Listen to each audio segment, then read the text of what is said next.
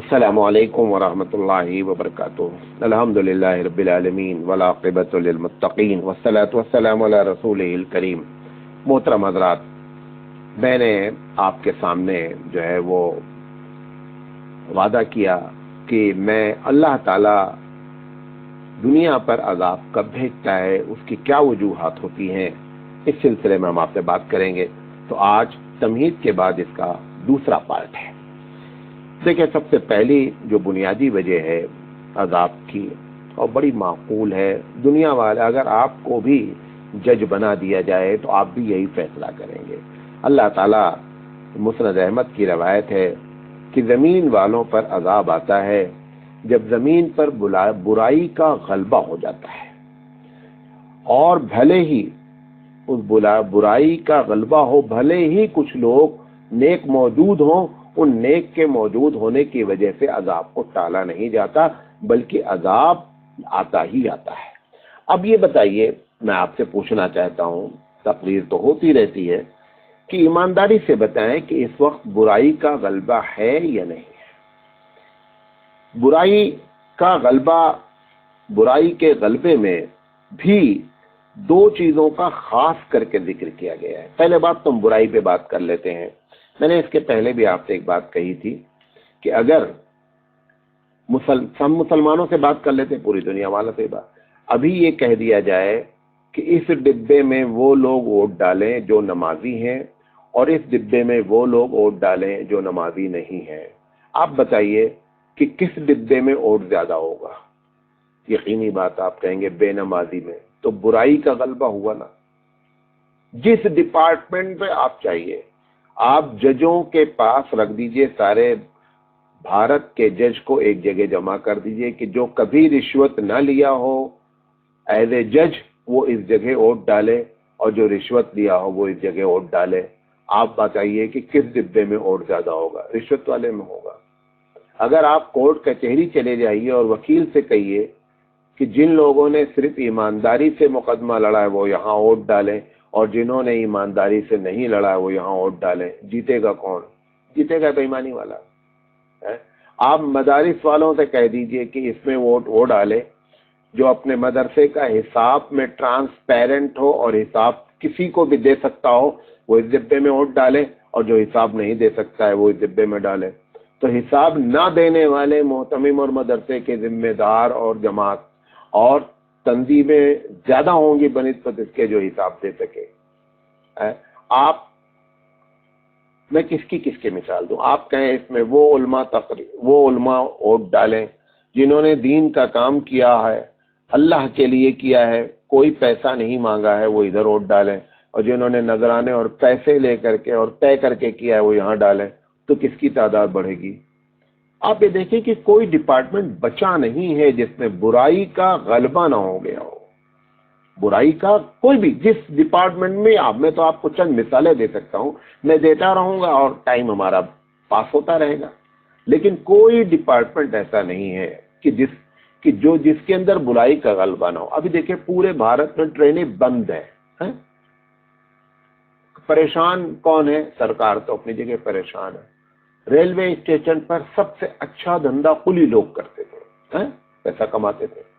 कुलियों का क्या मिजाज था? एक कुली अगर आकर आपसे बात कर लेता और उसने कह दिया कि साहब हम 500 रुपए लेंगे, और आपका नहीं तय हुआ, अब दूसरा कुली आपसे आकर बात नहीं कर सकता। ऐसी हरकतें कर रखी थी। अब नतीजा क्या निकला? सारी ट्रेनें बंद हैं। ये ऐसे नहीं हुआ है, हर डिपार्टमेंट में बुराई का गलबा हुआ है। कितनी मस्जिदें हैं जिनके जिम्मेदारान हिसाब नहीं दे सकते। एक बड़ा तबका, ये धार्मिक लोगों की बातें कर रहा हूं, ये मजहबी लोगों की बातें कर रहा हूं जो अपने आप को दीनदार कहते हैं। कितने लोग हैं ऐसे, हम उलमा की हसद की बुनियाद पर अपने इलाके के आलिम से हसद की बुनियाद बुग़्ज़ रखते हैं, हसद रखते हैं, गीबत करते हैं, बुराई करते हैं। ये सारी चीजें मौजूद हैं। लिहाजा बुराई का गलबा होना एक बड़ी वजह है। फिर बुराई में दो चीजें, फहाशी اور उर्यानियत यानी बेहयाई और सूद। ईमानदारी से बताएं कि फहाशी की कोई लिमिट रह गई है? आप अंदाजा करें कि हम नेट पर न्यूज देखना चाहें तो नंगी औरतें अपने आप नेट पर आ रही हैं। ना देखना चाहें, रोजाना टेलीफोन के नंबर दिए जाते हैं अखबारात में कि आप हमसे गंदी बातें कर सकते हैं। गंदी बातों का चैनल बनाया गया है, वेबसाइटें बनी हुई हैं जिसमें सिर्फ और सिर्फ जिना दिखलाया जाता है। बेहयाई तो यहां तक हो गया है कि अब पढ़े लिखे लोग हिंदुस्तान में हॉस्टल में लड़के और लड़कियां क्या था, हम लिविंग पार्टनर है। खुदा का खौफ खाओ, लिविंग पार्टनर, एक नौजवान लड़का और लड़की एक जगह रहेगा और लिविंग पार्टनर होगा और जिना नहीं हो, जिना का नाम लिविंग पार्टनर रख दिया गया। डेट कर रहे हैं, लिविंग, जिना का नाम डेट रख दिया गया। हमसे कोई पूछे कि जिना की तारीफ क्या, हम तक बोलते डेट करना जिना की तारीफ है। 5-5 साल तक डेट कर रहे हैं, शादी नहीं कर रहे हैं। बेहयाई। हमारी मुस्लिम औरतें, आप शादी हाल में चले जाइए, आप 2 डब्बे डाल दीजिए कि जो औरतें अपने सर को ढके हुए हैं, बुर्का छोड़ दे, बुर्का का नाम लेंगे तो 100% एक ही डब्बे में उठ जाएगा, दूसरे डब्बे में उठ ही नहीं होगा। एक इल्ला माशाल्लाह के एक आध वोट पड़ जाएगा। शादी हाल में जाकर ये सिर्फ कह दीजिए कि इसमें वो औरतें वोट डालें कि जिनके सर ढके हुए हैं, जिनके सीनों के ऊपर कपड़े हैं, वो इसमें वोट डालें, बकिया इसमें वोट डालें। आप ईमानदारी से बताएं कि कितनी औरतें हमारी हैं सर का ढकना, बाल का खोलना हराम है भाई, सर सतर में दाखिल है। अब बूढ़ी क्या हो, जवान क्या हो, बूढ़ी तो कभी कभी सर पर डाल भी लेती है। ईमानदारी से बताओ उनको देखने वाला कौन है? उनके लिए तो कुरान ने कहा कि अगर कुछ पर्दा हल्का कर दे तो चलता है। जिनके लिए पर्दे का असल हुक्म है, जवान औरतें, वो औरतें क्या किए हुए हैं? बेहयाई का ये आलम है, मैं क्या क्या बताऊं, आप सब कुछ जानते हैं। तो उन जमीन पर बुराई के गलबे में 2 चीजों का स्पेशल जिक्र किया गया है। 2 चीजों का इब्ने माजा में स्पेशल जिक्र है कि जब कौम में जिना और रिबा फैल जाता है, मज़हर फी कौमिन ज़िना व रिबा इल्ला हल्लू बिअनफुसिहिम अज़ाब अल्लाह, तो अल्लाह ताला उनकी जानों के ऊपर अजाब को हलाल कर देता है। यानी अजाब उनके ऊपर, हक उनका होता है कि उनको अजाब दिया जाए। मैं आप लोगों से अपील करना चाहता हूं, हालात इतने खराब हैं, खुदा का खौफ खाएं। मैं फिर कह रहा हूं कि मुसलमानों, तुम्हारे नेक होने से दुनिया में परवरदिगार आलम इस वबा को टाल सकता है। खुदा के वास्ते तुम कम से कम अल्लाह की जानिब रुजू कर लो। जो कुछ हुआ है उस पर तौबा कर ली जाए, आइंदा के लिए वादा किया जाए कि परवरदिगार आलम ऐसी गलतियां हम नहीं करेंगे। लेकिन ये बेहयाई एक आम वबा हो गई है। दूसरा नंबर सूद का है। अच्छे अच्छे दीनदार लोग बॉम्बे वगैरह, कलकत्ता, दिल्ली वगैरह बड़े शहरों में लीज पर मकान लेना, दुकान लेना एक आम सी बात हो गई, गोया एक तिजारत है। लीज पर मकान दे दिया गया है, लीज पर दुकान दे दी गई है, ठाट से जो है वो सूद खा रहे हैं, वो सूद दे रहे हैं, ये सूद खा रहे हैं। नमाजी अपनी जगह बने हुए हैं, रोजा का महीना आएगा तो इनसे बड़ा कोई परहेजगार नहीं है। देखें, तकवा नाम होता है, याद कर लें, तकवा नाम होता है बुराई से बचने का। जब क्योंकि तकवा का जो मादा है वो वक़ा है, वाव काफिए, अरबी में वक़ा के माने ही होते हैं बचने के, बचने का, गुनाहों से बचने का नाम तकवा है। लोग समझते हैं कि नेकी करने का नाम तकवा है। नेकी करना तो जब गुनाहों से बंदा बचता है तो लाजमी तौर पर उसके अंदर नेकियां सरदद होने लगती हैं। लेकिन असल क्या है? असल जो है वो गुनाहों से बचना है। सूद का जो मामला है वो आप जानते हैं, मैं हुबली में रहता हूँ अच्छी तरीके से, मैं कई मुसलमानों को जानता हूँ जिनके ऑफिसेज हैं सूद का, जिसको यहाँ बड्डी कहते हैं, सूद का धंधा करते हैं, बाकायदा ऑफिस खोल रखा है उनके पास, उन्होंने गुंडे पाल रखे हैं और लोगों का खून। आजकल तो उनकी बाजार एकदम गर्म है।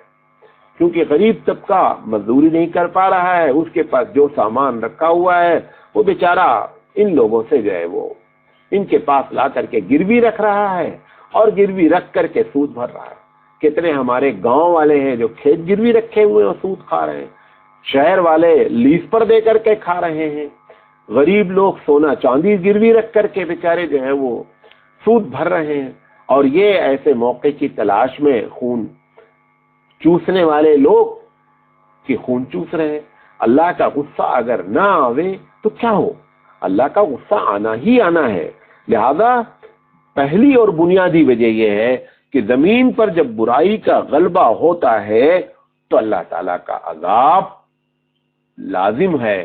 اللہ تعالیٰ کا عذاب، اللہ تعالیٰ نے بڑی ڈھیل دی، بڑے لوگوں نے سمجھانے کی کوشش کی، دھرم گروؤں نے اپنی اپنی جگہ لیکن کوئی بھی کسی کے کتنی تقریریں مولانا لوگ کر رہے ہیں کہ عورتوں کی بے حیائی، عورتوں کی عریانیت پر، لیکن 1% کا فرق نہیں۔ میں نے تو نہیں دیکھا کہ کسی شادی ہال میں ہماری تقریر کی وجہ سے کوئی ایک عورت بھی متاثر ہو کر کے، بلکہ انہی کے رنگ میں ڈھل جانے کے لیے آتی ہے، اور جو دیندار بھی ہوتی ہیں، جو باہر برقع پہنتی بھی ہیں، وہ بھی یہاں آ کر کے بے حیا ہو جاتی ہیں۔